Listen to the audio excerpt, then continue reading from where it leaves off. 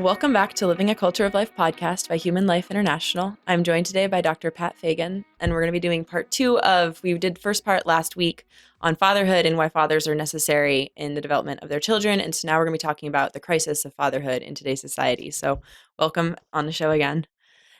And I will link in the video the first episode. If you haven't seen it, definitely check it out because it was really good. And now we're going to be talking about the crisis of fatherhood. So Dr. Pat, how is fatherhood under attack in today's society?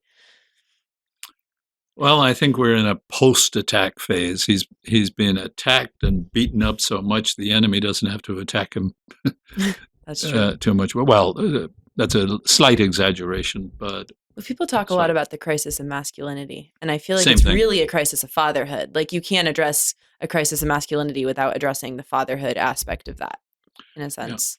I think in modernity, there's a lot of other elements. If you go back in history, and we can look at it. But in modernity, the big beginning of this happened by essentially the Marxist feminists in the 60s. Okay, so it is sexual revolution era time frame. Oh, which is very deliberate Yeah. and, planned and delivered. But there were a lot of people who were, including a lot of men, who were changing their views on sexuality, marriage, family, all of that. But if you go back 100 years before that to Marx and Engels, Mhm. they're very explicit in the Communist Manifesto that the big obstacle to international socialism, you call today communists, and their goal was global conquering. But the big obstacle, the two big ones, there are two, is the family and religion, which are the two deeply relational institutions. Where we meet God in liturgy, but people come together, whatever their faith, that's almost how they identify, do we belong together? Once you meet, if you go to a foreign country or a foreign city or whatever, and, totally different religion, but you meet a few Catholics or you realize, and you'd go there to church, you immediately feel this is a place where I belong. A community. And that's true no matter what your religion is. Well, and that goes back to what you were saying in the first episode about how you need worship and a family. Like, it's the same kind of dual thing of religion and family. Like, and a different extension of it, but yeah, well, they're both extensions of the fundamentals of our nature. We're embodied spirits or enspirited bodies. Yeah. Whichever way you want to look at it. It's not, we're joined that way. We're infused. But the whole spiritual domain, actually, what's going on between us right now is spiritual. Because it's intellectual, which is like thoughts. It's soul to soul. This is not bodily. Yeah, sure. We without our bodies, we're using our bodies to be able to talk, but but most relationships at different levels involve relating, and relating happens. The only way it happens, or the main way it happens bodily, is in the marital embrace, or when you shake hands. But otherwise, we don't use our bodies for relating, except for speech, for looking, and for nodding and body language. But that's communicating at the spiritual level, relational level. The relational is spiritual. Interesting. And the nurturing of that spiritual happens, and the deepest relationships are in the family. So it'd be natural that the family is a key part of that. And also worship and prayer is essentially relational with God. It makes that also cross, with the others. Horizontal and the vertical, in a sense. Like, the horizontal is your relationship with others, and the vertical is your relationship with God. But what I'm saying here is they're both relational. Yeah, I guess I was just saying it. And the more you dig into one, the more you delve into one, it bleeds over into the other. Okay. Yeah. It's very hard to keep. Yeah. And God's commandment is love God and love your neighbor, and you're held to both.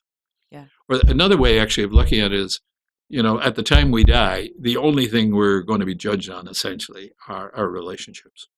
Yeah, that's true. And we both bring them with us before God, and we're judged on them, so that we bring those into eternity, but we also leave them behind because their effect continues on. Generation after generation. Yeah. For at least 3-4 generations. It'll be visible, and thereafter it's less and less visible, but still continuing on. And the effect of the relationships you had, like a great mother and father who, provide a great marriage and great raising of their kids. Anybody can see how that will go on for a couple of years. Take the opposite. Yeah. Bad mother or bad father, and the wound that's there, and how wounds carry on over generations. The cycle of Psychologists, therapy couches are full of people like that. And this is generational. Yeah. So we leave our relationships behind as well as we bring them to heaven. But Marx and Engels figured out these are the two big obstacles we have to face. Within 100 years, I think the most brilliant practitioners of Marx and Engels were the American feminists who figured out that we can, essentially what they figured out, we can destroy both the family and religion simultaneously. You know how you do it? With the pill? No. Okay. With sex gone wild. The pill being a great assist. Okay. Yeah. But it's sex gone wild. And guys are suckers for it. Yeah. Women are too, but guys much more. Okay? And they figured that out. And deliberately, actually, Mallory Millett would be worth maybe an interview on this, on the founding of, in any case, the National Organization of Women, who then went on to spread and were very powerful and well supported. And then they had many male allies in all sorts of institutions. They pushed their sexual agenda, and very quickly, Planned Parenthood was doing similar. They were there before them, but they quickly became allies.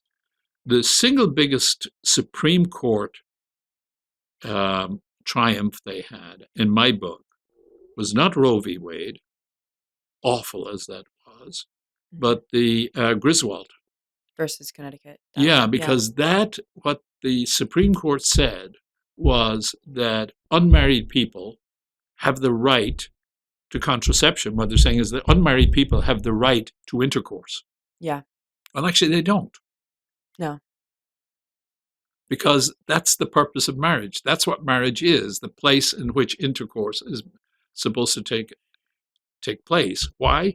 Because out of it can come a kid. Yeah, to safeguard the rights so you of the need child. all three there. And if you're going to have all three, even though the kid is not yet even conceived or in existence, he could be. So you need all three. And that just brought that, giving the pill or contraceptives to unmarrieds, and that was the real sexual revolution. And that took it outside the family. And that created abortion very quickly after. Griswold came first. Roe v. Wade came later because of lots of kids now begin to have babies that they don't want. Yeah, because contraception is going to fail, and so if it makes everyone think that they can have sex without consequences, and then there's a baby, they're going to get an abortion. Particularly for young people who don't even know how to use contraception well, they do all sorts of silly things that are going to make it even less effective than it is. Okay, so that was the beginning, and then the attack on the patriarch. You hear about this. Patriarch has become a verboten term. Yeah. Well, actually, you know who the patriarch is? It's the ordinary married dad who has kids. Yeah. That's who the feminists regard as the patriarch. We got to get rid of him. Which is like the least toxic form of masculinity. Like it's like priests and fathers are like should be the best versions of masculinity. Actually, toxic masculinity is one of these terms that, again, has been used. Yeah. Not that they're ardent, but the toxic. That's a new term. Well, yeah, but I guess like my point was like you could make an argument that some men do have this kind of like toxic masculinity, but like when you're talking about men like that, they're usually single men who are using women. You're not talking about dads or And the reason priests. why you get more and more of those so-called toxic men, the less fathers you have around. Yeah. It's actually the other thing. This leads in so many directions. But this is how it came about. Then actually out of the same group of feminists came the women's study centers. Okay. And I forget where the first or second, but the Cornell and Princeton were 2 or 3 or 1 and 3 or something. They're among the earliest. And the women who started NOW, National Organization of Women, those ladies were part of that. We now have 780 plus, it's less than 790, 780 women's study centers across the country, and they're all spewing out this toxic feminism. Yeah. Anti-male, anti-marriage, polymorphous sex, etc. Now, people want to do that, fine. To pay taxpayer money, well, it's not fine. That's going to have, but people are free, and with freedom comes you do what you like. But then they are the ones who ought to be paying the consequences, not the rest of us. And that government would support these. I hope DeSantis defunds these pretty quickly in Florida, or at least investigates them, brings it out to the fore. Here's what you're doing. Do you support? If they're undermining marriage, they are enemies of society. Period. Yeah, it's true. And marriage requires a male and a female to produce the baby. Yeah. In this attack on fatherhood and masculinity that was happening in the 60s, there's a shift. There's a distinct shift in media, in movies, from fathers being Mr. Beaver and Leave It to Beaver to the bumbling idiot dad in a sitcom. Was that a intentional thing, do you think? Or do you think that was kind of a sign of the times, that they were trying to change things on a cultural level, and then that it just kind of bled over into the media? Or do you think that was an intentional thing to try to shift people's view of men? I think the huge part of it is deliberately intentional. I became very aware that when our own kids, we have 8 kids, the oldest is in the early 40s and the youngest in the early 30s. But so this is at least 35 years ago. Let's put it in the middle. I remember going down to the local library, Chevy Chase Public Library, and going into the kids section and just looking at the books. Every depiction of a father none of it was a good, strong, loving man. It was all a denigration of fatherhood in one way or another. That was deliberate. Okay. The feminists, the Marxists, I'd broaden it, not just the Marxists were very savvy. They've essentially gotten control of most of the institutions. You've got the long, slow march through the institutions. Journalism, education schools, education committees all across the whole country. Libraries, and then gradually into law schools. What about law? What about law schools in particular? Is that within divorces, giving the kids to the mother, or is there something else that you're thinking of? No. I'm talking about the deeply Marxist thinking, okay, which will come out. Just... No, will come out in fatherhood. It'll come out in all sorts of ways, but not just fatherhood. Okay. But coming back to fatherhood, yes, most definitely. And actually, one of the most awful things that's very, very anti-father, anti-male, is the family court system. Men can't get justice in the family courts. Forget it. It's all massively biased towards the woman. Now, I'm not saying the men are at fault or anything like that, but it is a universal complaint among almost all men who ever are brought into family court as a family breaks up. Yeah. They don't stand a chance. So you have these ideas, you have the Marxists and the feminists going after it, with you said, the women's studies, and you have a bad portrayal in media. What other ways has fatherhood and manhood been under attack within the past 60, 70 years? Is there anything specific that jumps out at you, or do you think it was just it seems like there was a breakdown? Well, actually, on so it's become many levels. Pretty pervasive. Because if we're anti or after the attack. Well, actually, now. one of the biggest attacks on fatherhood is that marriage gets pushed out. Really? Yeah. Once you push out marriage, you're pushing out fatherhood. Yeah. And even it has become so pervasive. The effects of this is now intergenerational. We're now from the 60s to now. That's 60 years. We're on the beginning of the 3rd generation post that revolt. So it spreads out more and more and has its tentacles in there more and more. It's in song. Have you ever heard a song about praising a father and a married father?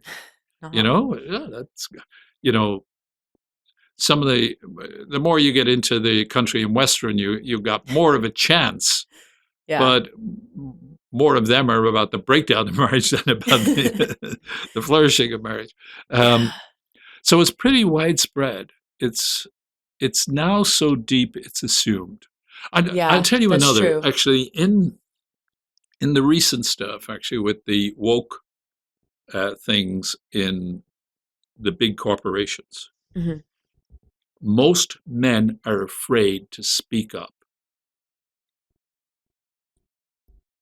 in their firms Mm-hmm. and say, look, because this is an attack on marriage and family that's going on through Yeah. the major corporations. Actually, that's another great Marxist triumph, is Mm-hmm. through the human, what they call it, human resources Mm-hmm. people in the, you have it even in Catholic universities, the human resources are, Yeah. a lot of the woke stuff was in the universities first. Now it's into the corporations. And in that, men hear, okay, I can't speak up about my sexuality, which means, traditional male, female, Mm-hmm. and family life and that. I got to keep quiet. Is that Because if I because, don't, I might lose my job. yeah, so it's like because they're afraid of being like singled out, like basically seeming like, I don't there's a word that's on the tip of my tongue that I can't think No, of, it but has become so pervasive that to even request respect for yours is not admissible. interesting. Yeah. If you speak out against that which is clearly against the married family Mm-hmm. and the father and mother raising their kids within, we say, a church-going family of any Mm-hmm. faith, do you think that's honored in major corporations today? No, it's the No. very opposite. What would be an example of that? Like not being a man, like what kind of situation are you thinking a Well, man would Pride speak up? Week. Oh, okay. So just like Yeah, Pride speaking Week. against Things that are Pride attacking the Week family. is a direct attack on marriage publicly. Okay. It's not asking. No, it's not. This has become so very pervasive. Yeah. It's now taken almost for granted. So basically, men that are speaking up against institutions pushing agendas that are anti-marriage and anti-family. That are anti-them. Yeah. They're anti-them. Look, I'm totally uncomfortable with this. You're asking me to say it's okay to do this? Now, look,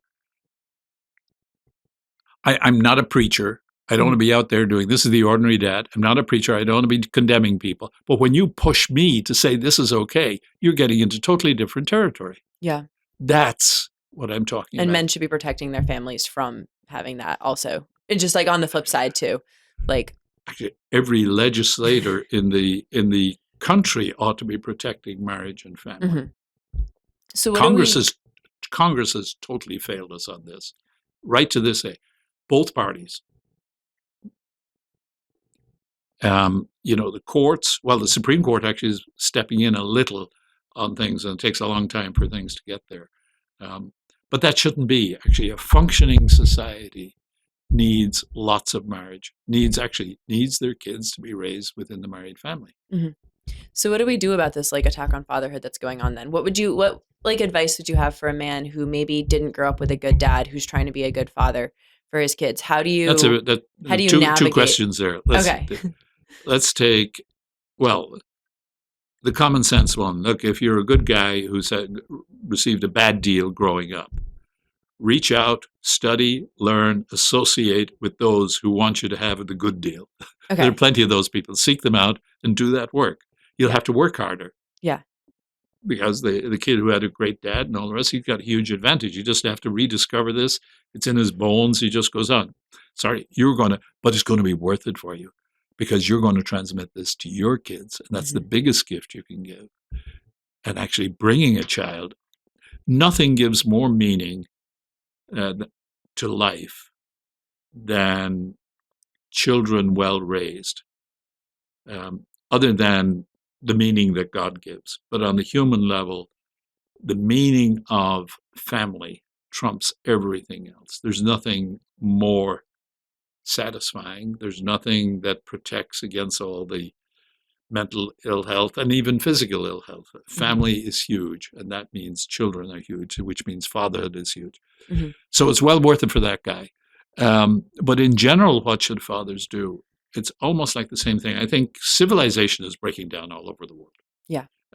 Oligarchs who are woke with their bureaucracies have more and more power. I don't know what's going to happen, but it's, we're all feeling the hostility. Anybody of traditional Christian or Jewish background feels the hostility from these quarters. So how do you survive?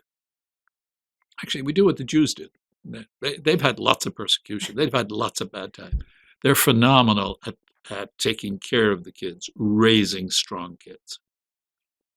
That's how you take care of it. You try and elect good politicians who'll do the right thing. You get the one big political thing I think that I would say is we get vouchers for schools everywhere. Yeah. Period. Universal vouchers will do a huge amount to turn this around quicker because parents will choose the best school they can for their kids. And the best school that fits like different kids have different personalities and they'll need different styles of learning. And only the parents are going to be the best judges of that. Yeah. Are they going to be perfect? No. But 1,000 times better than what's happening right now. So yes. Don't quibble with they're not going to make perfect choices. So that would be one. The other thing actually is, and we'll come back to the fundamentals actually, to grow the young green shoots that are going to be necessary for building what I think will be a new global civilization, not Western, global. Because the world is now all interdependent. We're all very aware. We're dependent on China on us, India, etc. We see this all every day. So we're becoming more interdependent. And as natural law and what the church has to give and all the rest seeps out, what you're actually building now is a global culture.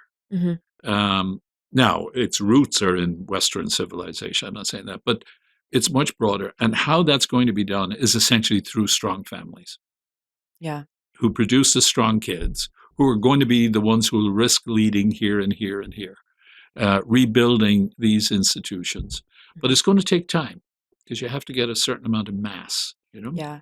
It took, if you look at the history of the spread of civilization, of Christianity, the first 300 years, there were pockets around essentially around the Mediterranean. Yeah. By around 600, we had Spain and France and, for a certain amount of Asia Minor.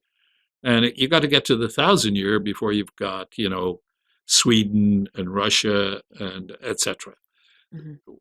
Now, with that spread, and this had a huge impact, spread monogamous marriage. People think of the spread of Christianity, but with Christianity came this huge human change. Yeah. And with monogamous marriage came increasing human strength. And it took many, many generations to arrive at what essentially became the Renaissance. And that was the flowering of family. It's the flowering of all the institutions cooperating more, but the flowering of marriage, what marriage contributes to wealth, to education. And then you have the church, of course, feeding the whole thing and it being fed by and feeding. Yeah. Marriage has everything to do. So you want to do well by the future world, raise your kids to marry well. Yeah. As a matter of fact, I think that's the measure of parents. You have your kids. How do you know when you've succeeded? When they get married and have... Well, if they marry well, a lot of that is your work. Interesting. And by I mean a good guy marries a good girl. Yeah. And both sets of parents are happy with the marriage that's taking place. Yeah. And the boy and the girl actually love each other and will want to invest in their children and all of that too. Yeah. That's a good marriage. And actually that's passing at that stage, the baton has been passed to the next generation. And that's how it goes, generation to generation. That's why marriage is absolutely key. It is the passing of the baton. Sure, the parents still have a long time to live and etc. But they have passed the baton. If they passed it well, it's not totally dependent on them because, their children are free agents and some of them might decide to, kick it all in and go after all the pleasures of the world the wrong way. The parents can't control that. That makes me think of Brideshead Revisited is one of my favorite books. And it makes me think of that idea of the twitch upon the thread that even if you raise your kids well, even if they do go off the deep end, hopefully you've raised them well enough that they'll come back to the faith at some point. Exactly. Even if they do go off the deep end at some point, if you've raised them well, hopefully they'll be able to have that that twitch, that coming back to God and realizing okay, I've fallen and I've messed up. and I believe in my Father's love, like God the Father's love enough for me that I will go and seek his mercy. I think a lot of guys, I don't know what it's like for girls, but a lot of guys have this temptation. Look, I'm going to enjoy this stuff. For the next number of years, I'm going to go wild, but I will come back. Yeah. Well, I don't think you should go into it intentionally like that. But No, that's the temptation for a lot of guys. Yeah. That's a big human temptation for guys. Yeah. And I'm not advocating I want to stay adolescent for and kick the traces and drink the Kool-Aid and all the rest, and then I'll come back when I'm ready. Yeah. That's not what you're supposed to do. You don't want that. No. I guess I'm saying from the parent perspective, I'm not saying a child should be like, oh, I can do whatever I want as long as I come back. I'm just saying that, like, if you've raised your children well as a parent, even if they do end up falling off the horse, they're going to get back on. Kind of like, you want to raise kids in such a way that they'll be able to believe in God's mercy and be able to come back in that way. Oh yeah, and lots of parents today are praying for that, and they know their kids who Saint wandered Monica. know that they're praying for them. Yeah, it's part of human nature. It's part of the. So basically, like, to be able to like try to restore fatherhood, then we need to be like helping men be able to like invest in their families and helping them raise sons that will be able to marry well. Basically. I think friendship among men, pulling other men in around fatherhood, is going to be a key investment. We have to learn how to do it. Men don't gather in friendship groups too easily. Women do. Yeah. Women do. Men not so easily. And there's no facilitating for that in society as much anymore either. Like, I feel like you think about like the early 1900s, you had the good type of gentlemen's clubs where like men would come after work and chat with each other, or you'd have like different, like, it was more socially acceptable for males to seek out society in a structured social context. And you don't necessarily have that as much anymore because feminists came in and said like, oh no, I should be able to be in this man space as well. Yeah. But actually, this is part of the work I'm doing, and a good friend, John Bishop. We're starting a new organization to teach fathers, putting on courses. But the key on fatherhood. But the big thing we have to learn how to do is how men get together to form friendships. Women form friendships with women much quicker than men. Men will get together. We'll get together over a pint, talking about sports or politics or whatever. But to get into the more intimate things of marriage, kids, and that, men don't tend to talk about those things when they get together. That's getting too intimate, and it takes men a much longer time to develop a trusting, vulnerable, intimate friendship. And to have a group of men doing that where they're helping each other is going to be part of the future. So because so many men need the support of men to learn to become fathers because they didn't have good fathers, or they're not happy with what happened to them. Do you think having a good relationship with their father makes it easier for them to have those stronger friendships with other men? Like if they're used to being able to talk about deep subjects with their dad, and it was something that real men talk about when you're a boy and you see it modeled, then it's going to make it easier. Yeah. Also, it makes it easier for them to get along with men, which is the start. And men, the way they get along with each other is much more, I don't want to say surface, it's very important for them. It's much more action oriented. That makes sense. That everybody's beginning to realize this, Montessori and all the rest of it. Like, boys need a totally different education than girls because they like action, they like breaking things, they like building things, they like drawing about things that are explosions and all the rest of it. You do that in some primary schools, grade schools in this country, the kid will be pushed down to the counselor and the parents will be called in because he likes drawing about bombs and all. That's male. It's just being male. Yeah. So first, being comfortable with men, and that comes from being comfortable with dad, and particularly a dad who has his own male friends, and he has them over for a barbecue, and as his boys coming, he pulls the boy in gradually in the conversation. He lets the boy listen. Young boys want to listen to what the men are talking about, and so gradually he learns how to be a man by being with his dad, who's with men. Okay, this is just an interesting question that I'm just curious from your perspective. Can you think of good examples of men in like literature or movies or something that our listeners might be familiar with that would be like a model of a good man? Like I can speak as like a girl. It's like I can look at the literature that I grew up with and be like, oh, this was a good model of a woman or something like that. I'm just curious from the male perspective what you would Yeah, say for that. I did actually. I used ChatGPT to ask that question. They gave me a good list. Actually, I know what was right on the top of the list repeatedly was To Kill a Mockingbird. Oh, The father in that. Atticus. And there are a number of others. And I have a bad memory, and I can't tell you the rest. Yeah. But To Kill a Mockingbird is one. And actually, we do need lots of lists like that, so that our boys can read them and absorb different models. And no, there's lots of many. Like I think if you think of actually Gladiator, men like that. He was both a most devoted father and husband. But even though most of the movie is about, being a gladiator and war and all the rest of it, but underneath it all, actually, and right at the beginning, through it all, you have this sense, and at the end, it's being a father and being a husband is the core of his life. Mm-hmm.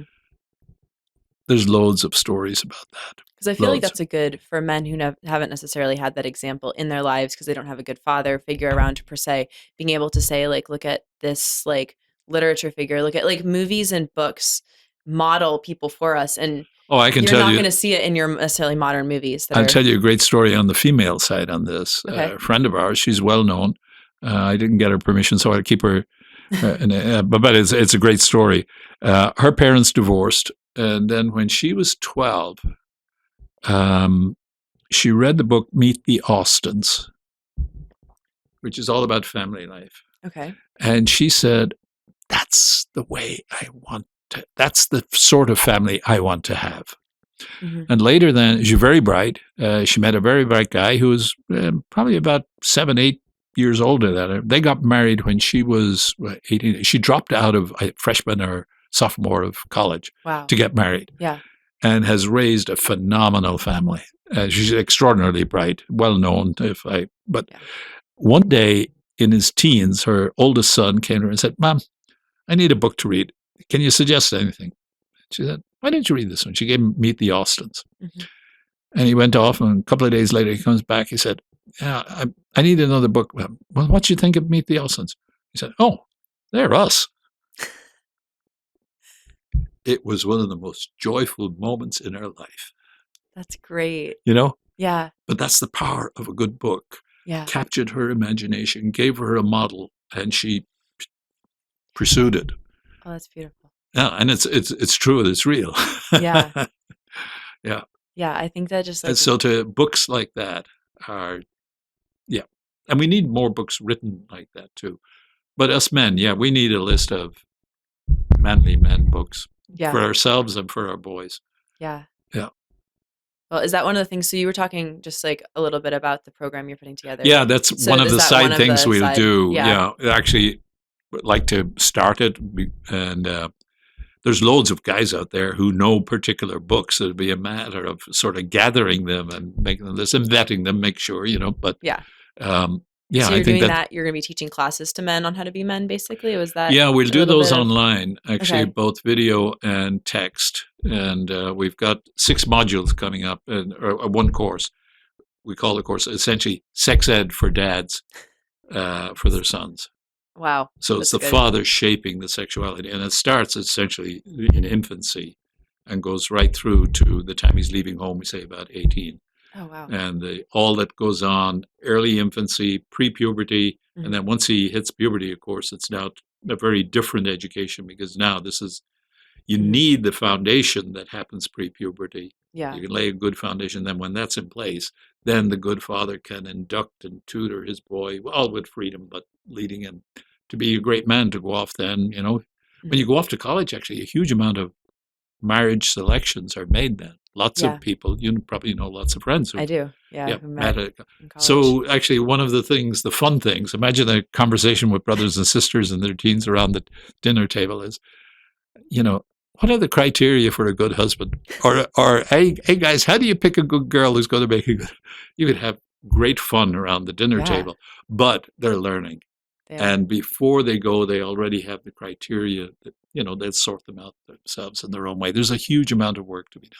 Yeah, well, it's so good that those kind of programs are going to be out here because, like, I feel like a lot of like my generation are kind of sitting here like in the shambles, being like, okay, like hopefully you've been raised in a good family and you've had it modeled well for you, but like so many people in my generation didn't necessarily have a good model or and don't really know exactly what to do, and they know something was wrong, but they don't really know how to go forward. So being able to have those resources, being able to start investing in the future when they have children. One of the things that strikes me for men, it's even like a lot of good men, we say, my grandfather's age or even my early age.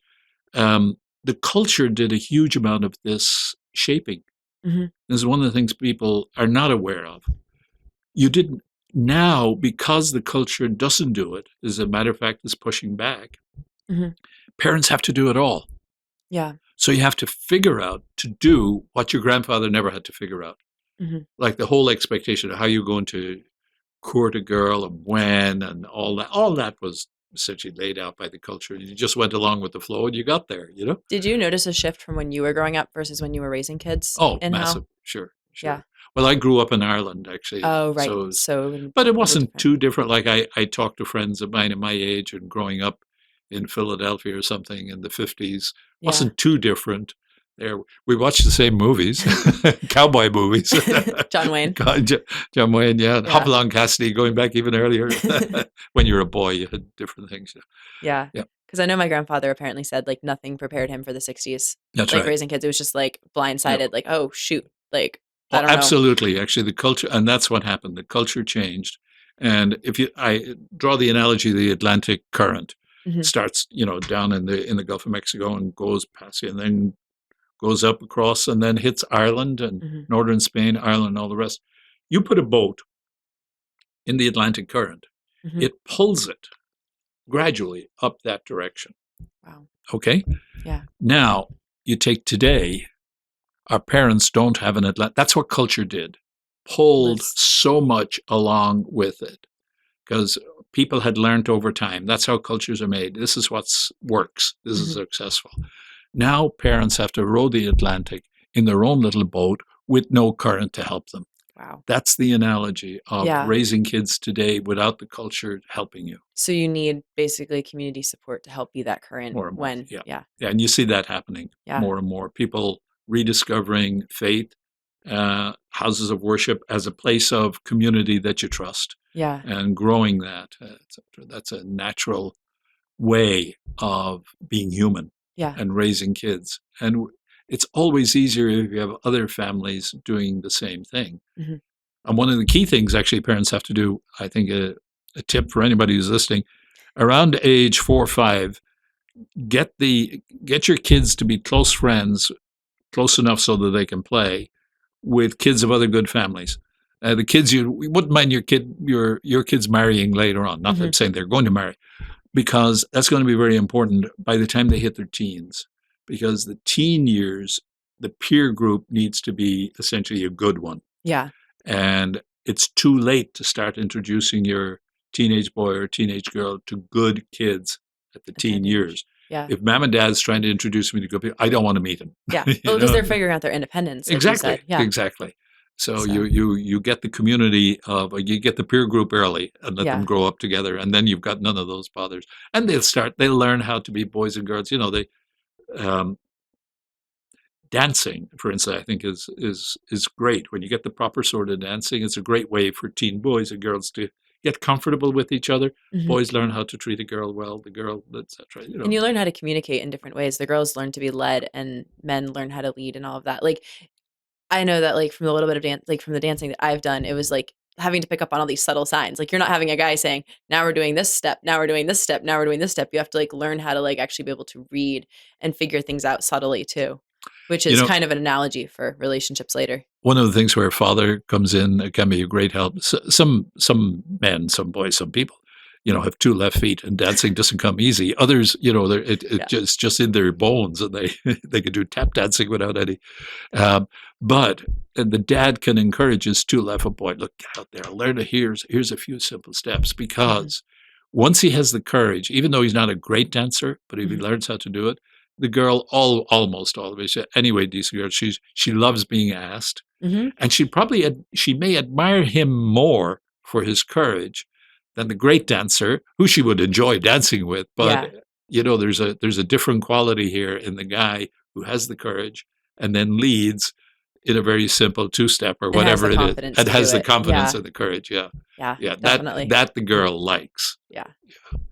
Well, thank you so much for this conversation today. It's been really interesting to talk about all of this. So I think it's been my pleasure. We haven't had many episodes on fatherhood. We had one on St. Joseph before I took over hosting, but this it's something that I think is really important, and I'm really glad that we were able to do this. So great. Thank you for coming out today. Yeah, thank you. My pleasure. Yeah. And to all of our listeners, please like, follow, subscribe, and just keep on living the culture of life. Thank you, and God bless.